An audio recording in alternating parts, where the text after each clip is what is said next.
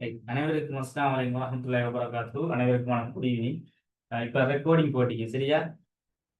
இந்த ரெக்கார்டிங் வந்துக்கிட்டு உண்மையா கிளாஸுக்கு வார பிள்ளைகளுக்கு பெரும்பாலும் தேவையில்லை. ஏன் நாங்கள் போடுறோம்டா சில வேளை அதில் விடுபடுறதுல பார்த்துக்கணுமன்றதுக்காக நன்மை இது கூட.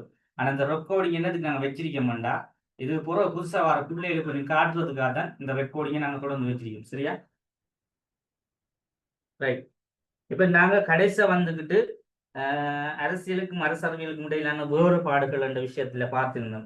அப்ப அதுல அரசியல்ண்டா எப்படி இருக்கும், அதுல செயற்பாட்டு வடிவம் எப்படி இருக்கும், அதே போல அரசியல் அதுல செயற்பாடு வடிவம் எப்படி இருக்கும் நம்ம ஒரு அட்டவணை ரீதியா பார்த்தேன். இப்ப இந்த அரசியல் அரசியல் என்ற விஷயத்த வந்துட்டு அதுல இந்த அரசியல் ஒரு விஞ்ஞானம் அல்ல என்றதுக்கு சில நியாயங்களும், அரசியல் ஒரு விஞ்ஞானம் தான் என்றதுக்கும் சில நியாயங்களும் சொல்லப்படுது. அப்ப இந்த அரசியல் என்ற விஷயம் இப்ப உங்களுக்கு எல்லாருக்கும் விளங்கி இருக்கு. இது ஒரு பாடப்பரப்பு. என்ன அரசியல் என்பது ஒரு செயற்பாடு. அப்ப அரசியல் என்ற செயற்பாடு நாங்க ஒரு பாடப்பரப்பாக படிப்பதுதான் இந்த அரசியல் என்று சொல்லக்கூடிய விஷயம். என்ன அப்ப இந்த அரசியல் என்று சொல்றதுதான் கொஞ்சம் இருங்க,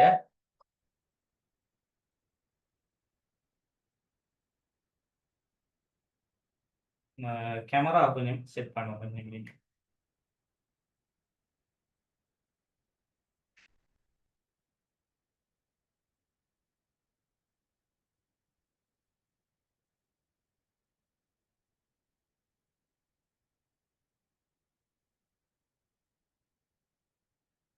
கொஞ்சம் உங்களுக்கு தெளிவா வளரும்.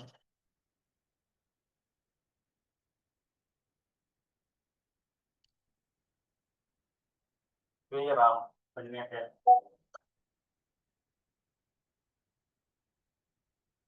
Right, okay. நீங்க கிளாஸுக்கு வாராக்கள் மெசேஜை போட்டுவிட்டா சரி, யார் யார் சரியா? Right, okay. இப்ப இந்த அரசியல் வந்துக்கிட்டு நாங்க விஞ்ஞானம் என்பதன் நியாயங்கள்,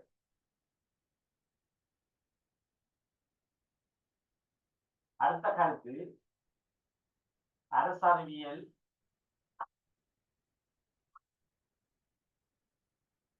விஞ்ஞானம் அல்ல.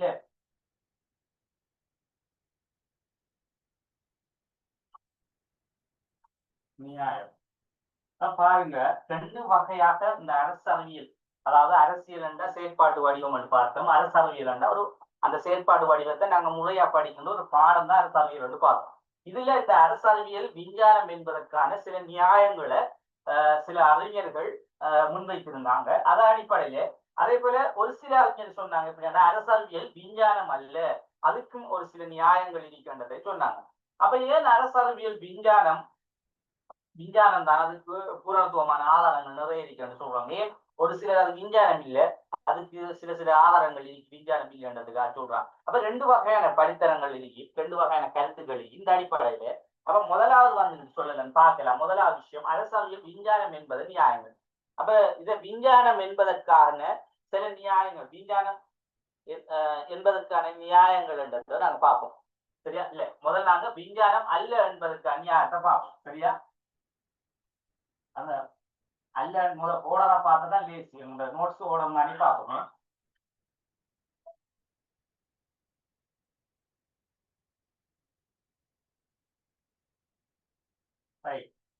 அப்ப விஞ்ஞானம் அல்ல என்பதை நியாயத்தை பார்க்க கூட, அதாவது அரசியல் நிச்சயமாக ஒரு நிச்சயமாக அல்லது நியதிகளை கட்டியெழுப்ப முடியாமைன்னு சொல்றாங்க. ஏனென்றா விஞ்ஞானம் அல்ல என்பதற்கு நாங்க பொதுவாக நிறைய விஷயத்தை சொல்லல. ஏன் அது விஞ்ஞானம் அல்லன்னு சொல்றோம்?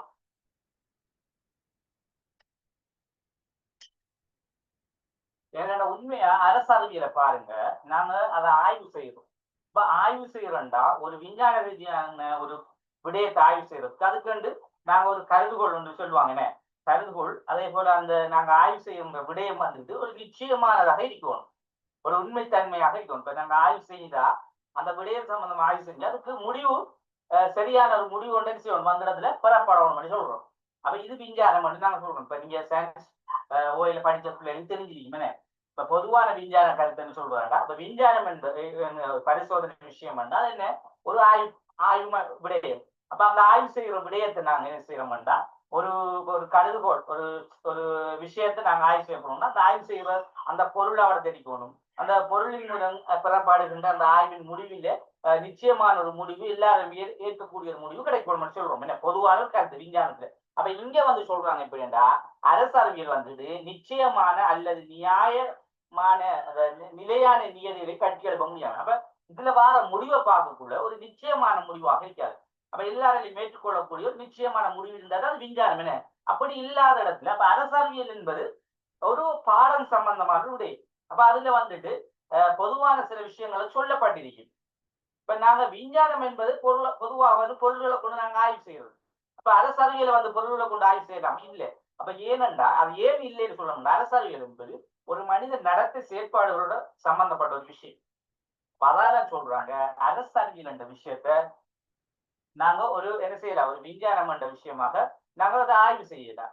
அப்ப அதாலதான் இவங்களுக்கு முதலாவது கொஞ்சம் அறிஞர்கள் சொல்ற கருத்துப்படி அரசியல் விஞ்ஞானம் அல்ல என்பதற்கு நியாயங்கள்ல அதாவது அரசியல் விஞ்ஞானம் என்று நாங்க சொல்லுகின்ற போது அதுக்கு நியதிகளை முடிவு என்ன செய்யலாம் கட்டுப்படுத்தல அதாவது கட்டி எழுப்ப இயலாது என்ற ஒரு முடிவை நாங்க கொடுக்கலாம். அப்ப முடிவென்ற விஷயம் இருந்தாத்தான் அதை நாங்க விஞ்ஞானம் என்று ஏற்றுக்கொள்ளது. அப்ப முடிவொன்று இல்லையா அது விஞ்ஞானம் இல்லையா கருத்து சொல்றோம்.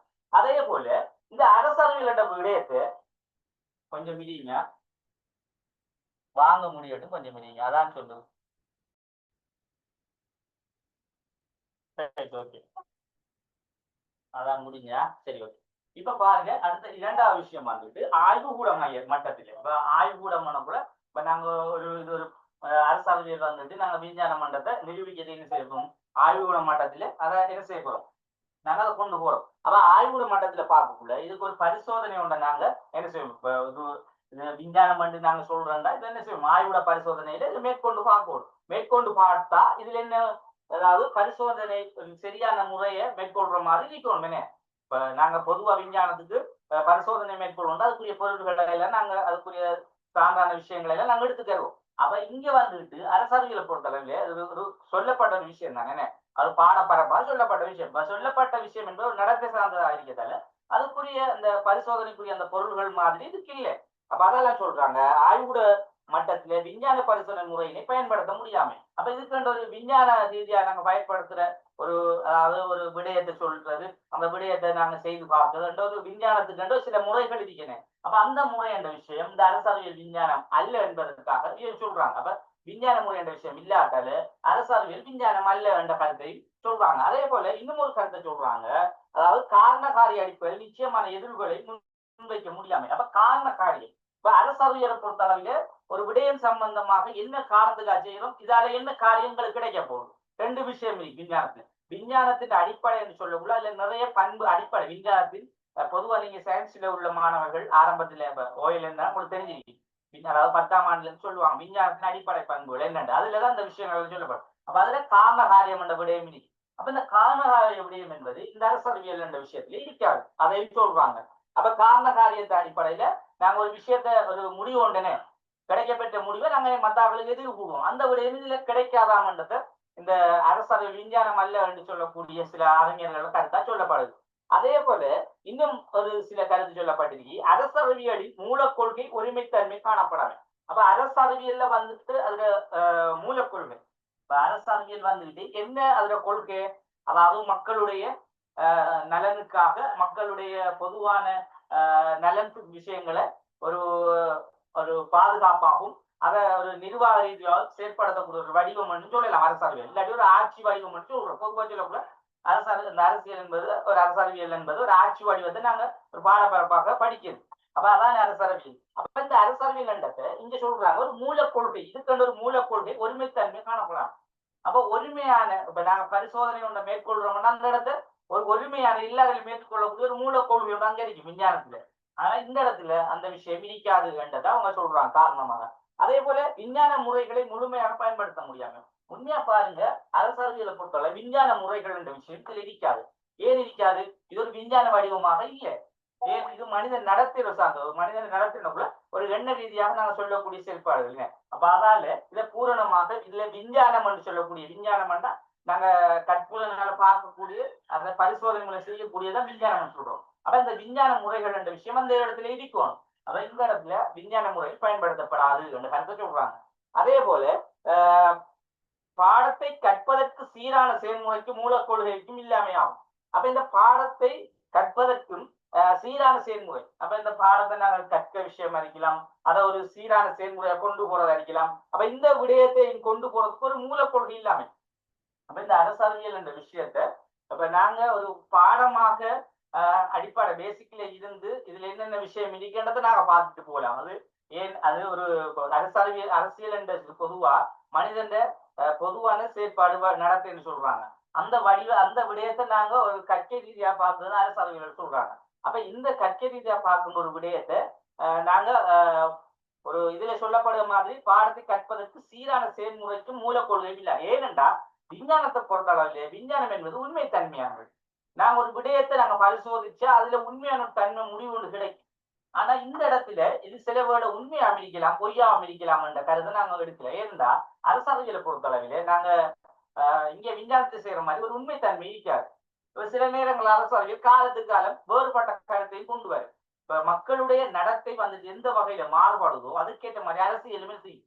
காலத்துக்கு காலம் மாறுபட்டு கொண்டே இருக்கும். அப்ப அதால விஞ்ஞானத்துக்குன்னு நாங்க சொல்லக்கூடிய சரியான பூரணத்துவமான முடிவு கருதுகோள் என்ற விஷயம்ல இந்த இடத்துல ஈக்க மாதிரி அரசறிவியலை நாங்க பார்க்கல. அப்ப இதை அடிப்படையா கொண்டுதான் அரசறிவியல் விஞ்ஞானம் அல்ல என்பது சில நியாயமான வாதங்களை ஒரு சில அறிஞர்கள் முன்வைக்காங்க. அதே மாதிரி அரசறிவியல் ஒரு விஞ்ஞானம் என்பதற்கு அந்நியாயம்.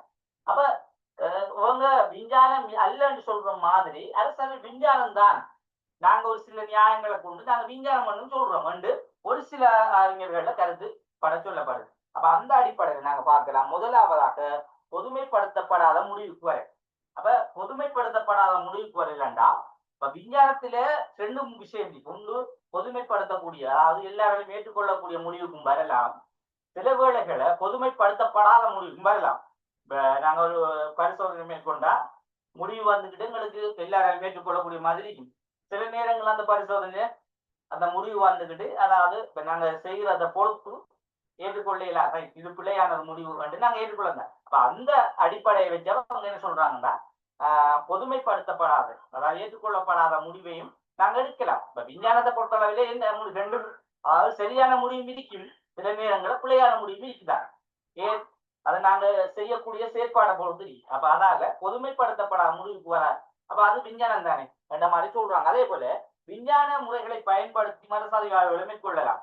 அப்ப இன்னொரு கருத்தை சொல்றாங்க, விஞ்ஞான முறைகளை பயன்படுத்தியும் அரச அறிவியல் ஆய்வுகளை மேற்கொள்ளலாம். அப்ப விஞ்ஞான முறைகள் என்ன சொல்றாங்கடா, இதுல அணுகுமுறைன்னு சொல்ல பகுதி இப்ப விஞ்ஞானத்தில விஞ்ஞான ஆய்வு பகுதி என்று சொல்லக்கூட அணுகுமுறை அது என்ன செய்யுது. இப்ப விஞ்ஞானத்துல பொதுவா வந்துட்டு நாங்க விஞ்ஞானம் என்ற பொதுவா நீங்க விளைய போகணும், ஒரு பரிசோதனை மேற்கொண்டு ஒரு முடிவை தாரது விஞ்ஞானம், சரியா? ஆனா விஞ்ஞானத்துல ஒரு சில விஞ்ஞானம் இருக்கு. நாங்க இப்ப விஞ்ஞானத்துல நிறைய பகுதிகள் இருக்கு, உங்களுக்கு தெரிஞ்சு. உதாரணமாக ஹியூமன் மனிதனை பற்றிய சில விஞ்ஞான விஷயங்கள் இருக்கு. மனிதனை நடத்தி சார்ந்தது, அது உளவியல் சார்ந்த விஞ்ஞானமாக நாங்க பார்த்தோம். அதே போல மிருகங்களை பற்றிய சில விஞ்ஞானங்கள். அப்ப விஞ்ஞானம் பண்ணக்குள்ள அது பல வடிவங்கள் இருக்கலாம், சரியா? இப்ப பொதுவா விஞ்ஞானத்துக்கான சில விஷயம் என்னன்னா, அவட நாங்க ஒரு விஷயத்த முடிவு ஒன்று எடுக்கண்டா அதுக்கேற்ற கருதுகோள் அமைச்சு எங்க கண்ணுக்கு முன்னால முடிவு எடுத்தது விஞ்ஞானம், பொதுவான முடிவு, சரியா? பொதுவான விஷயம். ஆனா விஞ்ஞானம் என்றா இப்படியும் இருக்குதானே என்ற ஒரு அடிப்படையில விஞ்ஞான முறைகளை பயன்படுத்தியும் ஒரு சில முறைகளை பயன்படுத்தி நாங்க அரசறிவியல் ஆய்வை என்ன செய்யலாம், மேற்கொள்ளலாம். அப்ப அது வந்துட்டு விஞ்ஞான முறையனக்குள்ள பொருள்களை கொண்டுதான் அந்த ஆய்வு செய்யும் வண்டியில சில நடத்தைகளை, உதாரணமாக விஞ்ஞான முறையனக்குள்ள நீங்க நடத்தைவாத அணுகுமுறை கேள்விப்பட்டிருப்பீங்க, அதாவது அரசியல் நடத்தையை பற்றி என்ன. அப்ப அந்த நடத்தையை கொண்டு நாங்க ஒரு ஆய்வு அணுகுமுறை என்ன, அது ஆய்வு முறைன்னு சொல்லுவாங்க. ஆய்வு பகுதியை தான் அணுகுமுறை சொல்ல. அப்ப அதை நாங்க ஒரு நடத்தையை வச்சு ஆய்வு செய்யலாம். அப்ப ஆய்வு செய்யக்கூடாது, ஒரு விஞ்ஞானம் தானே, விஞ்ஞானமா தானே வருது என்ற கருத்தை கொடுத்தாங்க. அதே போல நிச்சயமற்ற எதிர்வுகளை முன்வைக்க முடியுது. அப்ப உண்மையாவே ரெண்டு முடிவு வரும். எப்படி விஞ்ஞானத்தை பொறுத்த அளவில நிச்சயமான முடிவு வாரது விஞ்ஞானம்னு சொல்றோம். ஆனா சில நேரங்கள்ல இப்ப நிச்சயம் இல்லாத முடிவு விஞ்ஞானத்துல வருது. இப்ப நாங்க ஒரு பரிசோதனை செய்யக்குள்ள முடிவு வந்துட்டு பிள்ளைய வந்துட்டேன்னா அது நிச்சயமற்ற முடிவு தானே. அதுக்காக இது விஞ்ஞானம் இல்லை, இது நிச்சயமற்ற முடிவு நாங்க ஒன்றை ஏற்றுக்கொள்ளாம இருக்கிறோம். இப்ப நாங்க ஒரு இதை செஞ்சா ஒன்று முடிவு சில நேரம் சரியா வரும், சில நேரங்கள் பிள்ளையாவும் இருக்கலாம். அப்ப அதால சொல்றாங்க நிச்சயமற்ற எதிர்கூறல்களை முன்வைக்க முடியுது. அது விஞ்ஞானம் தானே. இப்ப விஞ்ஞானத்தை பொறுத்தளவில் 2 வகையான கருத்து இருக்கு. ஒன்று ஏற்றுக்கொள்ள கருத்து இருக்கு, ஒரு சிலது ஏற்றுக்கொள்ள இல்லாத கருத்து இருக்கு. அது பொதுவான விஞ்ஞானத்தை பொறுத்த எங்களுக்கு தேவை என்னன்னா, நாங்க இங்க சொல்லப்பட நோட்ஸின் அடிப்படையில் நீங்க கொஞ்சம் விளங்கி வைக்க. இது கேள்விக்கு பெருசா இல்லை வருமண்டா உங்களுக்கு அரசியல் என்ன கேள்விய வருமன்னது வந்துட்டு அரசியலுக்கும் அரசாங்கத்துக்கும் இடையிலான வேறுபாடு என்ற இதுல நீங்க மேலதிகமாக சொல்ல வேண்டிய விஷயம் தான் இது.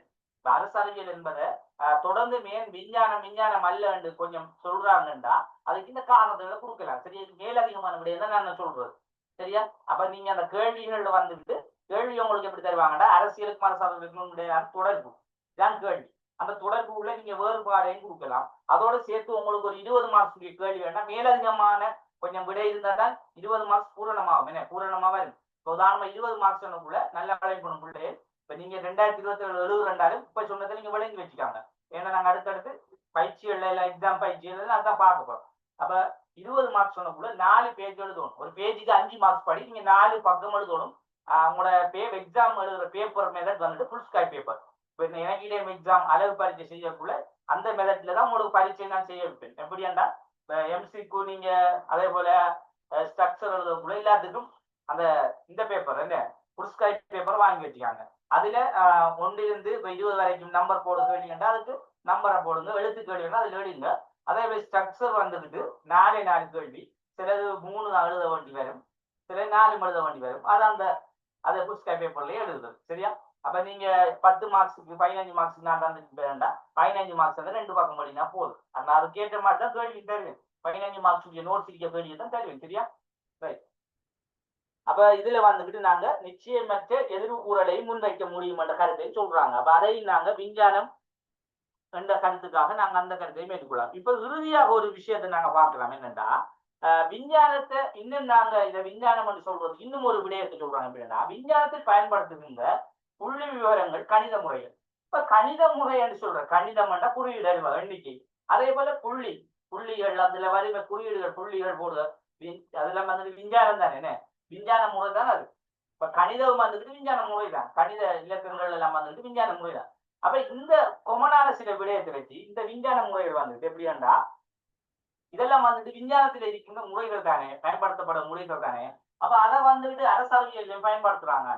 இது எங்க பயன்படுத்துறாங்க அரசியல்ல? இதுல நீங்க பார்க்கலாம், இந்த தேர்தல் மூலம் நடக்கின்ற அந்த கணக்கெடுப்பு, அதாவது எத்தனை வாக்குகள் சொல்ற விகிதாசாரம் சொல்ற அந்த இதுலதான் இந்த புள்ளி விவரவியல், அதே போல இந்த கணித முறைகள், அதே போல இன்னும் கணனியை சொல்றாங்க. கணனி முறை பயன்படுத்தப்பட காலம் இப்ப நவீன காலத்துல கணனி முறையில இப்ப பாருங்க கூடுதலாக வந்துட்டு இப்ப அரசியல் பாடங்கள் வந்துட்டு பயன்படுத்துகிற சில பகுதிகள் வந்துட்டு என்ன, அதாவது எலெக்ஷன் காலங்கள் வந்தக்குள்ள அந்த கணனியில தான் சில இதுகளை எல்லாம் என்ன செய்வாங்க, தொகுத்து அந்த தேர்தல் எத்தனை வாக்குகள் எல்லாம் கொடுப்பாங்க. அதே போல அதுக்கு மட்டும் இல்லை, கணனி வந்துட்டு நான் அந்த அரசியல் விடயங்களை செய்திகளை எல்லாம் வெளியிடுறது அந்த விஷயத்தை எல்லாம் பயன்படும். அப்ப பொதுவான கருத்தை சொல்றாங்க. அப்ப விஞ்ஞானத்துல பயன்படுத்தப்படுகின்ற கணனியா இருக்கலாம், கணித முறையா இருக்கலாம், புள்ளி விவரவியல், இதெல்லாம் வந்துட்டு விஞ்ஞானத்தால கண்டுபிடிக்கப்பட்ட முறைகள் தானே. அப்ப அதால இது விஞ்ஞானம் தானே என்ற கருத்தை சொல்றாங்க. அப்ப விஞ்ஞானம் பண்றதுக்காக அவங்க விஞ்ஞானத்துல உள்ள என்ன விஷயங்கள் இருக்கோ அதை வச்சு விஞ்ஞானம் பண்றதை சொல்றாங்க. ஆனா விஞ்ஞான ஆய்வுகளை கொண்டு நாங்க விஞ்ஞானம் என்று சொல்றதுக்கு சரியான ஆய்வு கொண்டு சொல்லல. நாங்க பார்த்த கருத்தெல்லாம் வந்துட்டு விஞ்ஞானத்துல இருக்கிற ஒரு சில முறைகளை வச்சு விஞ்ஞானம் தானே என்ற கருத்தை இந்த விஞ்ஞானம் என்று சொன்னவங்க வாதிடுறாங்க. சரியா, ஆனா இவங்க விஞ்ஞானத்தில் உள்ள முக்கியமான கருத்து விஞ்ஞானம் இப்படித்தான் இருக்கணும் என்ற கருத்தை கொண்டு இவங்க வாதிடுறாங்க. ஆனா இவங்க விஞ்ஞானத்துல சொல்லப்படும் ஒரு சில முறைகளை கொண்டு விஞ்ஞானம் என்று நியாயப்படுத்துறாங்க. சரியா, இப்ப விளங்கிட்டு தானே விஞ்ஞானம் என்னன்றது. இப்ப நாங்க அடுத்த புது பகுதி ஒன்று பார்க்க போறோம். அதிலே அரசியலை கல்வியாக கற்று இப்ப விளங்கிட்ட பிள்ளைகள் அரசியல் விஞ்ஞானம் அல்லன்றது விளங்கிட்டா?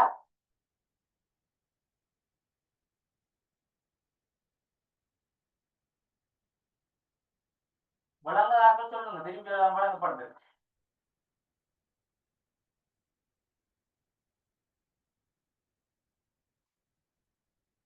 விளங்கிட்டானே, விளங்கிட்டா? விளங்கியும் விளங்காத மாதிரி பிரிக்காம மெசேஜ் ஒன்று தாங்க, ரெக்கார்டிங்லயே பார்த்து கொள்ளலாம் மேலாதிகமா. சரியா, 2க்கு 3 தரம் அதான் ரெக்கார்டிங்க கொஞ்சம் பார்க்கக்குள்ள கிளியர் ஆயிடும் சரியா. ஒரு ரெக்கார்டிங் மேக்சிமம் ஒரு 15 நாளைக்குள்ளதான் இருக்கு, 2 வீக்ஸுக்குள்ள சரியா. அதுக்குள்ள நீங்க என்ன பழைய இது இருந்தாலும் பார்த்து கொள்ளுங்க சரியா. அதுக்கு பிறகு உள்ள விஷயங்களை நான் இந்த இதுக்கு யூடியூப் சேனல்களை அது உங்களுக்கு ஒரு 5-6 யூனிட் போகக்குள்ள உங்களுக்கு மிஸ் பண்ணுறதுகளை எல்லாம் நீங்க அதுல பாத்துக்கலாம் சரியா. Right okay. இப்ப நாங்க அரசியல வந்துட்டு கல்வியாக கற்றல் என்ற பகுதிக்கு வந்தீங்க. இதை வந்துட்டு அழகு ஒன்றுட 3வது பகுதி, 1.3வது பகுதி, முதலாவது யூனிட்ல 3வது பெரிய தலைப்பு. அப்ப அரசியல வந்துட்டு நாங்க கல்வியாக கற்றல் என்றா நாங்க எப்படி அதை கல்வியாக கற்றல் அரசியல் அரசியல கல்வியாக கற்றல் சொல்றாங்க சொல்லுங்க. அரசியலை கல்வியாக கற்றல் என்னது?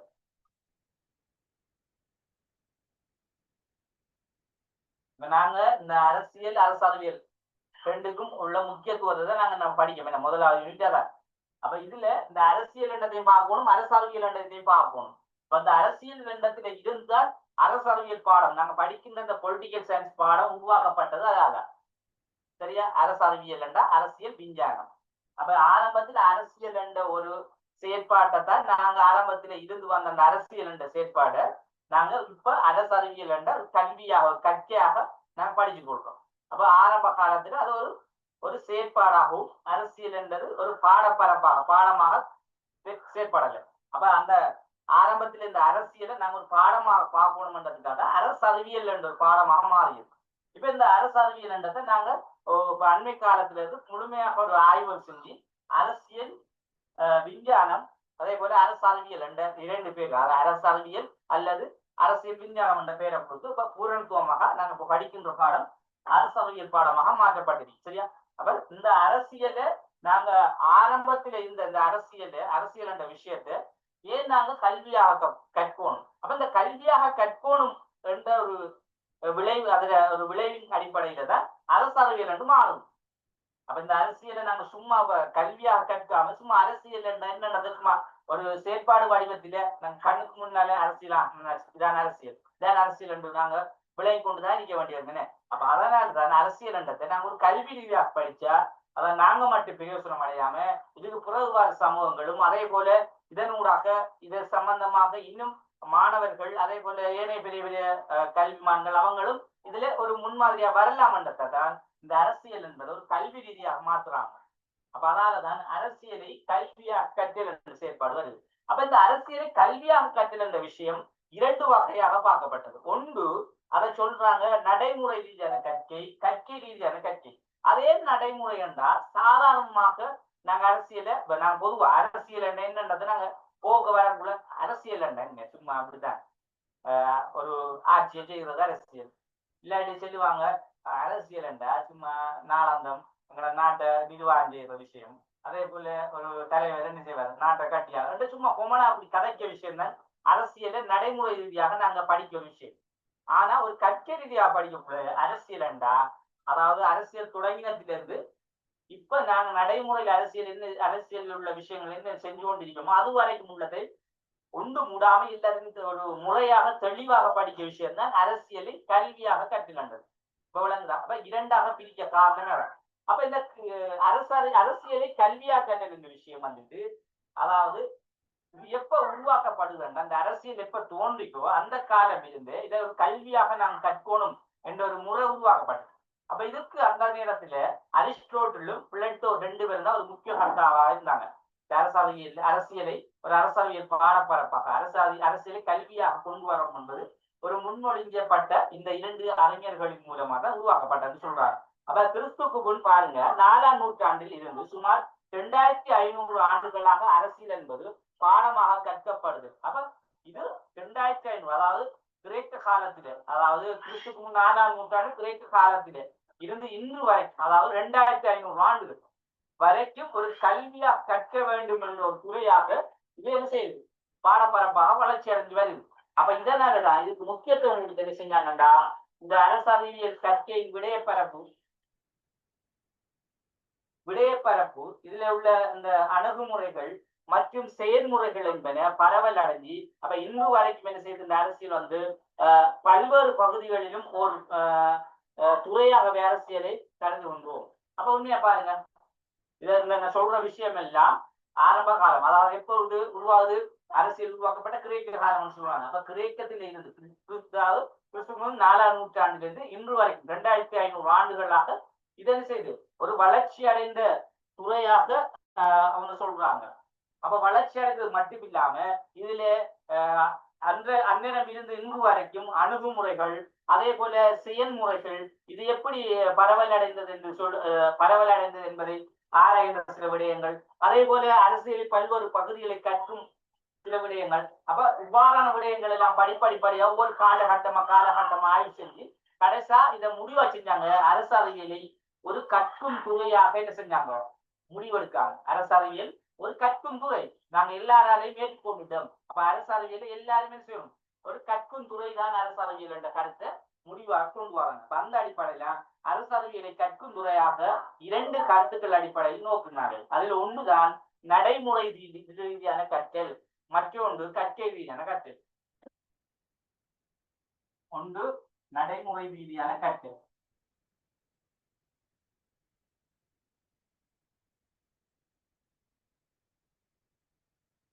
இரண்டாவது கற்கை ரீதியான கற்றல்.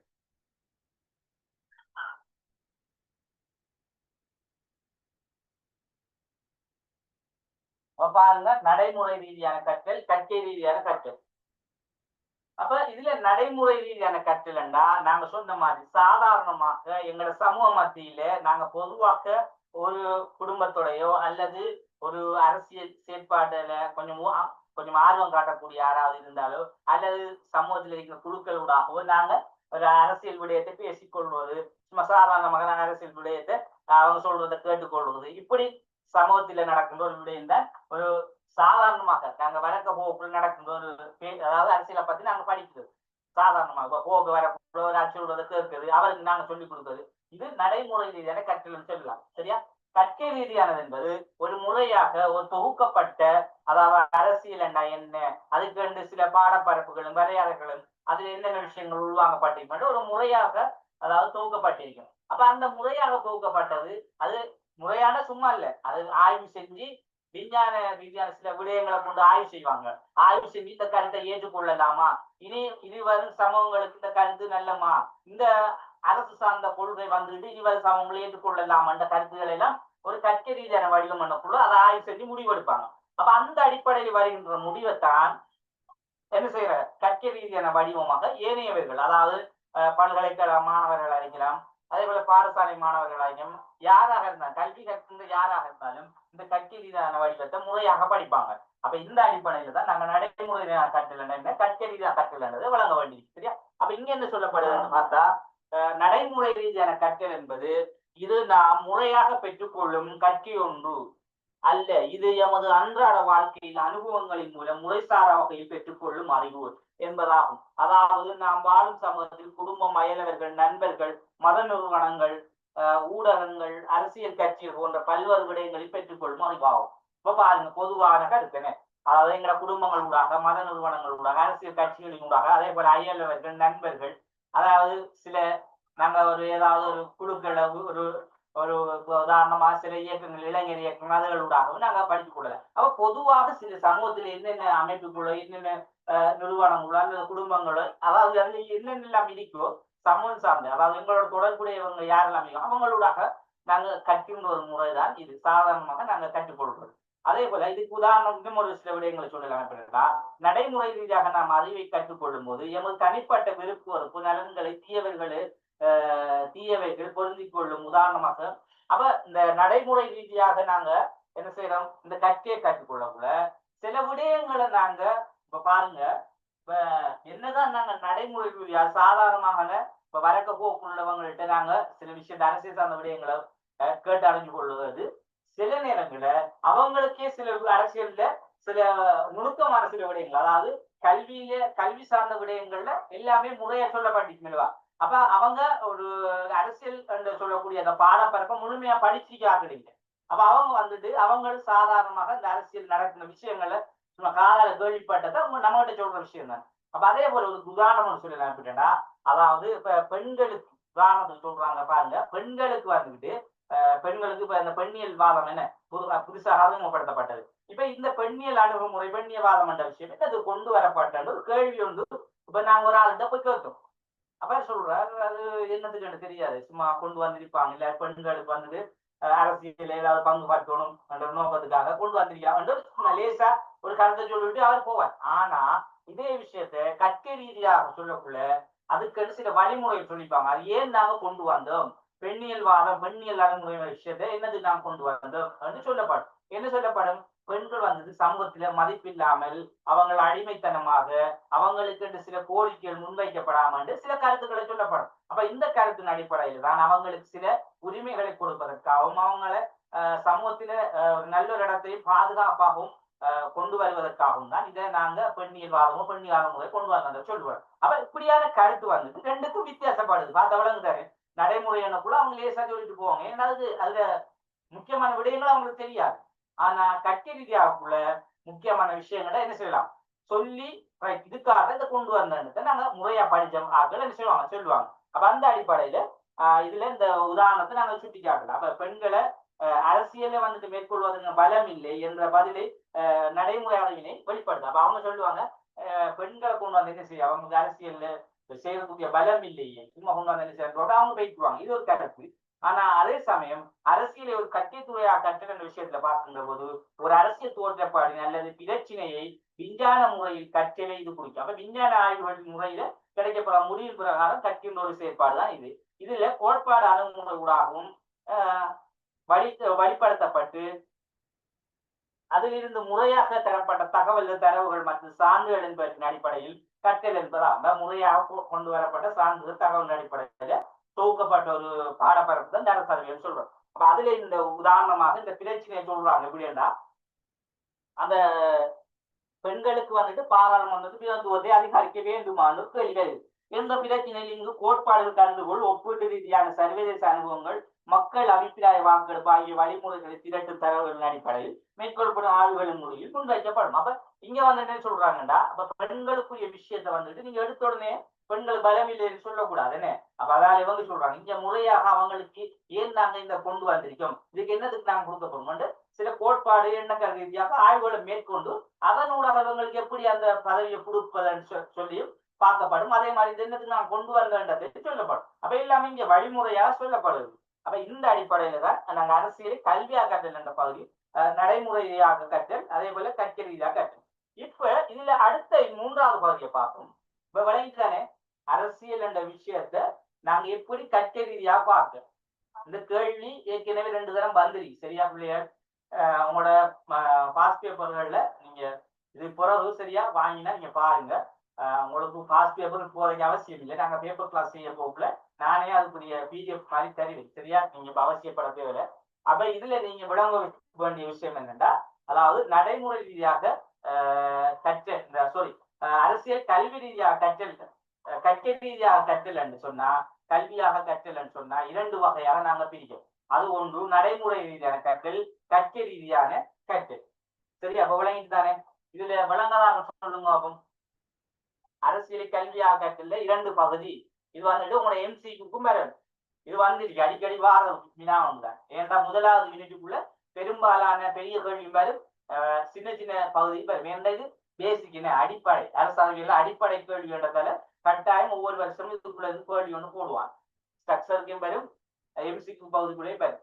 சொல்லுங்க அரசியலை கல்வியா கற்றல் என்பது கிளியர் தானே. நடைமுறை ரீதியாக கற்றல், கற்கை ரீதியாக கற்றல் உதாரணத்தோட விளங்கிட்டு தானே விஷயம். பேசணும் உங்களோட பேர்கள் இதுதான் நான் பேர்கள் எல்லாம் பாடமாக்கி விடுவோம். சிவா என்ன சொல்லுங்க அப்ப விளங்கிட்டா.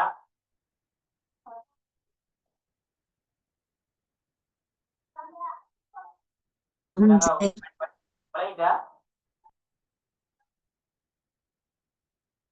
நீங்க பேசுற கேட்குது விளங்கிட்டா. மத்தாக்களுக்கு சப்ரா உங்களுக்கு மக்சின் என்ன உங்களுக்கு எல்லாம் விளங்கிட்டா எல்லாருக்கும் விளங்கிச்சு சார். ரைட். இப்ப நாங்க அடுத்த பகுதி பார்க்க போறோம். நாங்க கொஞ்சம் லேட்டா ஆனதால ஒரு 10 நிமிஷத்தை டைம் எடுத்து முடிச்சு கொள்வோம் சரியா. ரைட். அடுத்த பாருங்க அரசியல் கற்கையும் அதன் தோற்றப்பாடுகளும். அடுத்தது மிக முக்கியமான ஒரு விஷயம் ஒன்று சொல்லணும் நினைக்கின்ற அந்த எக்ஸாம் விஷயம் வந்துக்கிட்டு நேரத்தில் வந்தாள்கிட்ட நான் சொன்னேன்.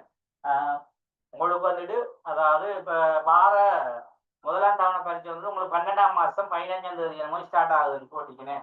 அப்போ அந்த 15ஆம் தேதி என்னக்குள்ள நாங்கள் கட்டாயம் விளங்கொன்னீங்க. இப்படி முதல் வீக் சரியா 12ஆம் மாதம் முதலாவது அந்த வாரத்துக்குள்ள நாங்கள் உங்களோட தவணை பரீட்சை இங்கே ஸ்டார்ட் பண்ணுவோம் சரியா. அப்போ அதில் நீங்கள் எப்படியும் இதில் நீங்கள் குறைஞ்சது 2 யூனிட்டாவது அந்த காலப்பகுதியை முடிக்கணும். அப்போ முடிக்கணும்னா நீங்கள் தான் அந்த டைமுக்குள்ளே வரணும். 2 யூனிட் முடிச்சா அங்கே 3வது யூனிட் மட்டும்தான் இருக்கும் சரியா. அப்போ உங்களுக்கு 3 யூனிட்டுக்குள்ள உள்ள கேள்வி தான் முதலாம் தவணைக்குள்ள வரப்போகுது. அப்போ 3வது யூனிட்டுக்குரிய விஷயம் உங்களுக்கு தெரியாதுன்னா நான் நோட்ஸை அனுப்புவேன் சரியா. அப்போ நீங்கள் நோட்ஸை கொஞ்சம் அந்த இதுக்குள்ள படிங்க. ஆனா நீங்க அந்த 3வது யூனிட்டுக்குள்ள வர கேள்வியை சாய்ஸுக்கு அனுப்பி சாய்ஸும் இருக்குதானே. அது உங்களுக்கு தான் 3வது யூனிட் கேள்வி தெரியாண்டா சாய்ஸு கொடுங்க. எம்சிக்குள்ள வரக்குள்ள அதுல 1-2 கிளியர் பண்ணுங்க சரியா. அப்படி செஞ்சு விடுங்க. ஆனா நீங்க பூரணத்துவமாக வந்து இதுல முதலாம் தவணையை கண்டினியூ பண்ணிட்டு இல்லைண்டா இதுல குறைஞ்சி சரி ஒரு ஏ எடுத்துட்டு இல்லைண்டா 75க்கு மேல எடுத்துட்டீங்கண்டா உங்களோட வெற்றி அதுல ஆரம்பிக்குது. நீங்க ஒவ்வொரு ஸ்கூல் மட்டத்தில் நடக்க தவணையிலுமே எடுப்பீங்க. அதே போல நடக்கின்ற இந்த அழகு பரீட்சை ஒவ்வொன்றிலுமே எடுத்துட்டீங்கன்னா அதுலயும் இதே பொறுப்போடு தான் ஃபைனலையும் எடுக்க போறீங்க சரியா. அதுக்கு தான் இந்த பயிற்சி. இந்த பரீட்சை வைக்க காரணம் என்னன்னா உங்களுக்கு பயிற்சி. இப்ப பேசிக்ல இருந்து நீங்க போறீங்க. இப்ப பேசிக்ல இருந்து போகக்குள்ள படிப்படியாக அடுத்தடுத்த கட்டம் போகக்குள்ள என்ன செய்யலாம் பூரணத்துவப்பட்டது. அப்ப உங்களோட முதலாம் தவணை 2 அந்த முதல் யூனிட் 2 யூனிட் 15 யூனிட்லையும் 15லையும் ஏ எடுத்துட்டீங்கடா நீங்க தான் பெஸ்ட். அதாவது ஒரு A+ எடுக்க அளவுக்கு உங்களோட ரிசல்ட் ஒரு 90க்கு மேல வர மாதிரி வரும். அதாவது எல்லாரையும் தான் சொல்றேன். இல்ல இப்ப ஒரு புறம் கொஞ்சம் பேர் வந்தாங்கன்னா ஒரு 10 பேர் 15 பேரை நாம் மையப்படுத்தி சொல்லல. அதாவது எல்லா மாணவர்களும் வகுப்புக்கு வர எல்லா மாணவர்களும் ஒரே மாதிரி எடுக்கணும்ன்றதுக்காக இந்த ஆர்வத்தை தான் சரியா. அதனால கொஞ்சம் இந்த பரீட்சைகளை நல்ல பொறுப்பு. அதுக்கு தொடர்ச்சியா கிளாஸை வாங்க, மிஸ் பண்ணா வாங்க சரியா. கிழமையில 3 நாள் தான் கிளாஸ், 4 நாளும் இல்லை. உங்களோட சீனியர் மார்க்கெல்லாம் 4 நாள் கிளாஸ். ஏன்னா அவங்க வாரசம் எக்ஸாம் எழுதுறதாரு அவங்களுக்கு இந்த கிளாஸ் வச்சாலும் படிப்பாங்க. ஏன்னா அவங்களுக்கு கட்டாயம் எக்ஸாம் அட்டன் பண்ணணும்.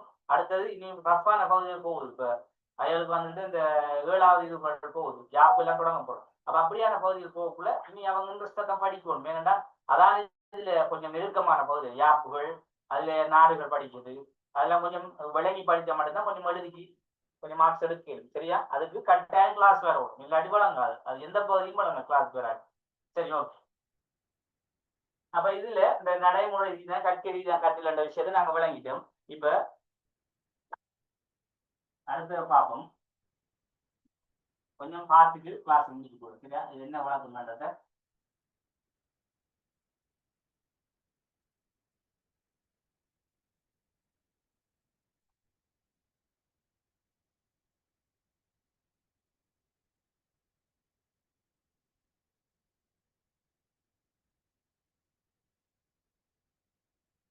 அரசியல் கற்கையும் அதன் தோற்றப்பாடும் சரியா. இப்ப அரசியல் கற்கையும் அதன் தோற்றப்பாடும்டா பொதுவா வந்துட்டு இப்ப அரசியல்ல கற்கை, அதாவது நாங்க அரசியல வந்துட்டு என்ன விஷயத்த கற்க போறோம், அது இப்ப கற்கண்டா அதுல என்ன விஷயத்த நாங்க கொண்டு வர்றதுதான் தோற்றப்பாடு.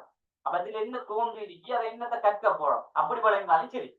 இப்ப சில சொற்பிழையங்களை பார்க்கக்குள்ள சில விளங்கிக்கல தன்மை பிள்ளைகள் தெரியும். அதனாலதான் சில பாடங்கள்ல என்னது அது ஏழு அப்படித்தான், 7 ஓயல் மாதிரி இல்லை. சுத்த தமிழால அழகா விளங்குற மாதிரி சொல்ல மாட்டாங்க. ஆனா ஏழு அப்படி இல்லை. ஏழு வந்துட்டு மறைமுகமான சில தமிழ் வசனங்கள் கொண்டு வைப்பாரு எல்லாத்துலயும் தான் ஏழை பொறுத்தளவு. அப்ப அரசியல் கற்கையும் அதன் தோற்றப்பாடும்டா நாங்க இப்ப அரசியல் கற்கையை விளங்குறதா அதை தோற்றப்பாட விளங்குறோன்னு எங்களுக்கு குழப்பம் வரும். அதாவது அரசியல் கற்கையில என்னத்த தோற்றப்பாடுகள் அதாவது என்ன விடயத்தை கொண்டு வந்தாங்கன்னு விளங்குங்க.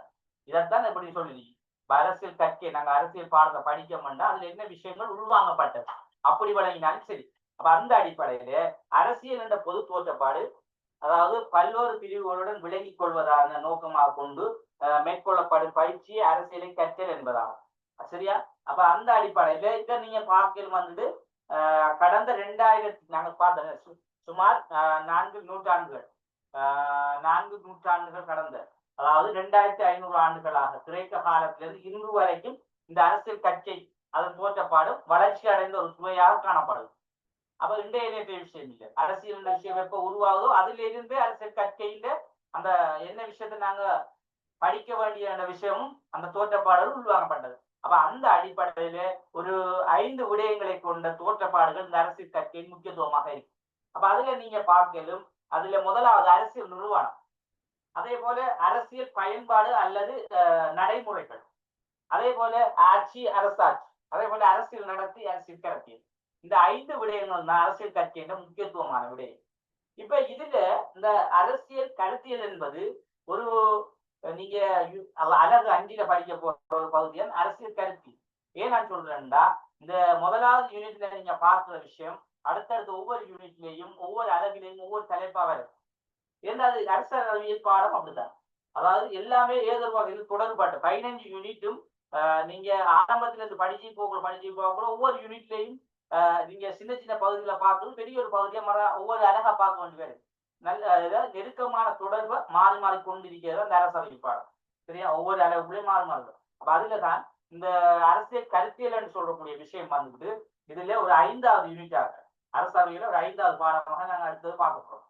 அப்ப இதுல நாங்க சொல்லப்பட விஷயம் என்னன்னா, அரசியல் நிறுவனம் என்ற முதலாவது பகுதியும் அரசியல் நடைமுறை பயன்பாடு 2வது பகுதியாக, அதே போல ஆட்சி அரசாட்சி, அரசியல் நடத்தை, அரசியல் கருத்து, இந்த 5 விடயங்களை உள்ளடக்கிதான் அரசியல் கற்கையின் அரசியல் தோற்றப்பாடு என்ற விஷயம் உள்வாங்கப்பட்டது. அப்ப இதுல நாங்க அரசியல் நிறுவனம் சொன்னா என்ன விடயம் முதல் விளங்கணும். அப்ப அரசியல் நிறுவனம் பொதுவா நான் கேட்கிறேன். சரி, அப்ப நீங்க உங்களோட பாடசாலை மட்டத்துல நீங்க படிச்சிருப்பீங்கன்னு ஒரு குறைஞ்சது முதலாவது யூனிட் ஃபுல்லா கம்ப்ளீட் பண்ணிருப்பீங்க. அரசியல் நிறுவனம் என்னத்தை சொல்லுங்க. அரசியல் நிறுவனம் என்னத்தை சொல்ற?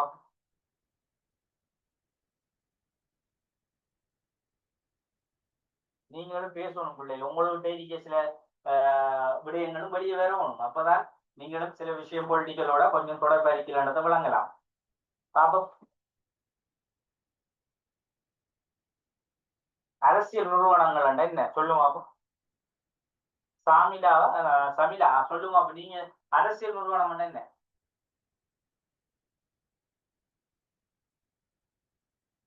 பாவம்.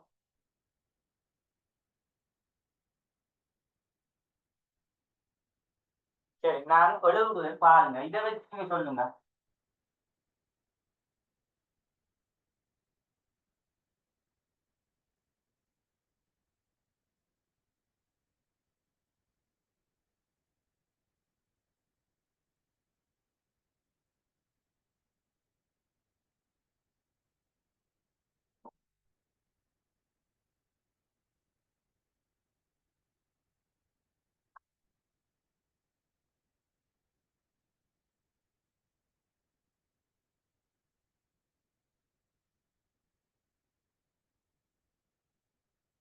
சொல்லுங்க.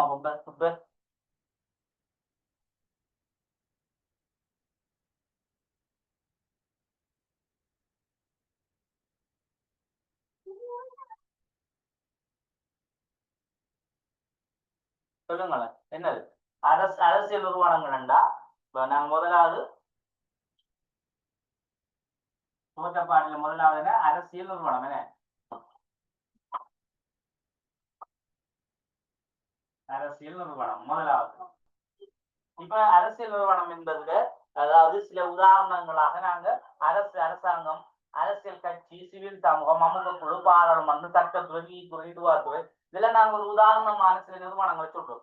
இப்ப இந்த அரசியல் நிறுவனம் என்பது அதாவது இந்த அரசியல் நிறுவனம் சொல்ற அரசாங்கம் சொல்றோமே, அப்ப இது என்ன விஷயத்தை பார்த்து சொல்லப்படுது? பொதுவா அரசியல் நிறுவனம் இது அரசியல் நிறுவனம் நாங்க சொல்றோம். ஏன் அது அரசியல் நிறுவனம் சொல்றோம்?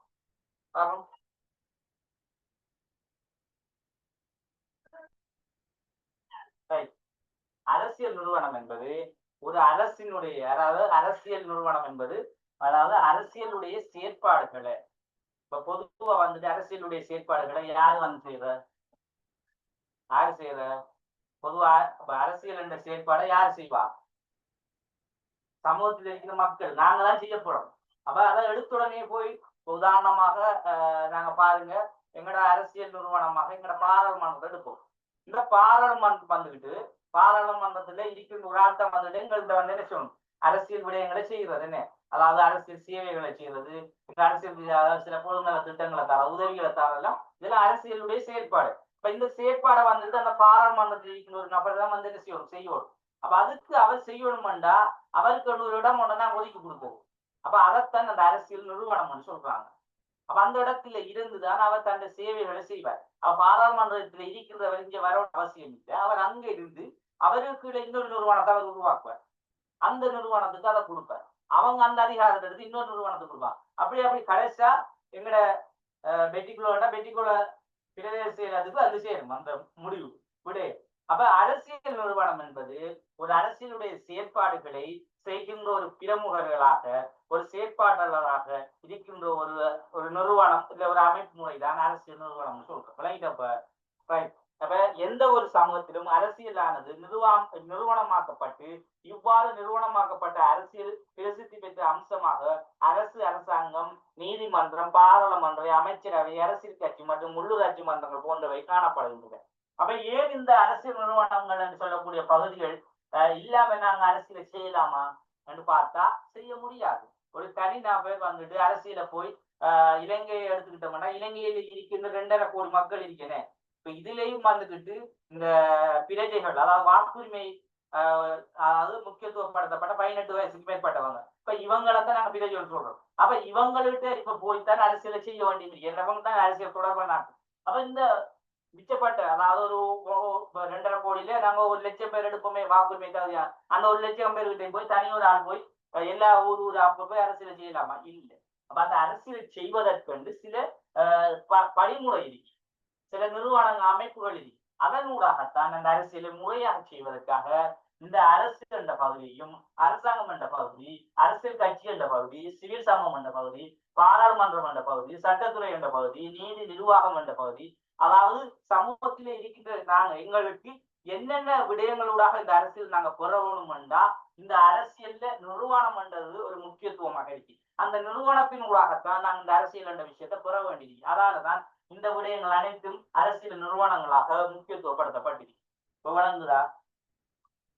சரி. அப்ப நாங்க இங்கு அரசியல் அதிகாரம் என்பது அரசியல் செயற்பாடுகளில் நிறுவனமாக்கப்பட்டு காணப்படும் இவற்றை கற்கும் போது இவை அரசியல் விஞ்ஞான ஆய்வுக்கு உட்படுத்தப்படுகின்றன. இந்நிறுவனங்கள் ஆரம்பம், வளர்ச்சி, கட்டமைப்பு, அதிகாரம், பொறுப்புகளை மற்றும் வேறுபாடுகள் என்பவற்றுக்கு அந்நிறுவனங்கள் பிரஜைகளுக்கு தொடர்பை இயற்கையின் கருப்பொருளாகும். ஏன் நாங்க இந்த முடிவான கருத்து சொல்றாங்க, இயற்கையின் கருப்பொருள் இந்த கருத்தை சொன்னாங்கன்னா, அதாவது அரசியல் என்பது ஒரு மனிதனுடைய, அதாவது சொல்றாங்க எப்படின்னா மனிதனுடைய ஆரம்பம். பேசிக்கா சொல்ல போக அரசியல் என்ற விஷயம் வந்துட்டு மனிதன் தன்னை பாதுகாப்பதற்காகவும் அவனுடைய தேவை நிவர்த்தி செய்து கொள்வதற்காகவும் மனிதன் என்ன செஞ்சான், ஒரு சமூகமா சேர்ந்து அரசை உருவாக்கி கொள்றாங்க. அப்ப இதாலதான் சொல்றாங்க இந்த அரசு என்பது கட்டாய தேவையின் காரணமாக உருவாக்கப்பட்டது. அதாலதான் அதை வந்துட்டு இயற்கையின் கருப்பொருள் என்று சொல்றாங்க. அப்ப இயற்கையின் கருப்பொருள் என்றா அது வந்துட்டு எங்களோடைய ஒட்டினது. அரசியல் என்ற விஷயம் எங்களோட ஒட்டினது. அதை பிரிச்சா நாங்க வாழையில நாட்டிலே பல பிரச்சனைகளும் கொடுக்கணும். அப்ப அதாலதான் இயற்கையின் கருப்பொருளாக இந்த அரசியலை பார்க்கிறாங்க. அந்த கருப்பொருளான அரசியல் வந்துட்டு அரசியல் நிறுவனங்களூடாக, அதாவது மனிதனுடன் என்ன ஒரு நெருக்கமான ஒரு தொடர்பை கொண்டு தன் அரசியல் வேலைகளை செய்வதற்காகத்தான் இந்த அரசு நிறுவனங்களை கொண்டு செயற்படுத்தப்படுகின்றன.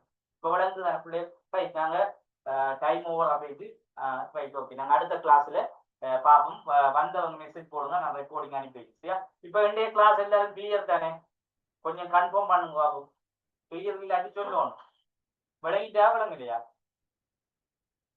தமிழா விளங்கிட்ட உங்களுக்கு? தமிழா உங்களுக்கு கிளியர் தானே? விளங்கிட்டு தானே?